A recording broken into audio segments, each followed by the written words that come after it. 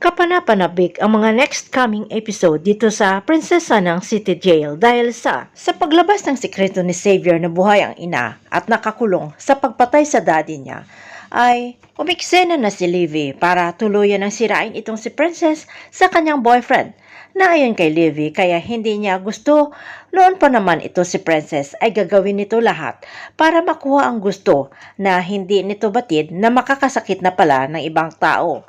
Pero napaisip itong si Xavier na tanging si Levi lang ang nakakaalam ng kanyang sikreto na buhay ang nanay niya, kaya tinanong si Levi kung may alam ito sa ginawa ni Princess sa pagkuha ng video greetings sa kulungan. Habang si Princess ay nagsusumbong na kay Onsi na ginamit lang siya ni Levi at hindi totoong miss ni Xavier ang kanyang ina, bagkus malaki ang galit nito.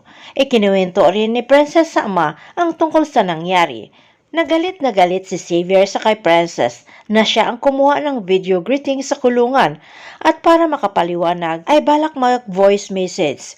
Itong si Princess pero dumating si Onse at napatigil bigla si Princess na kinuha nito ni Onse ang cellphone ni Princess at tinawagan mismo itong si Xavier para magkausap ang dalawa, Xavier at Princess.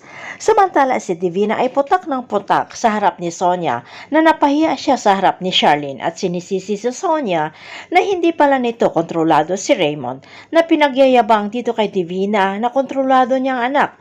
Pero may paniguradong salita si Sonia na kung hindi madala si Raymond sa matinong usapan ay dadaanin niya sa pamumuwersa para tanggapin si Divina na mag-invest sa kanilang kumpanya.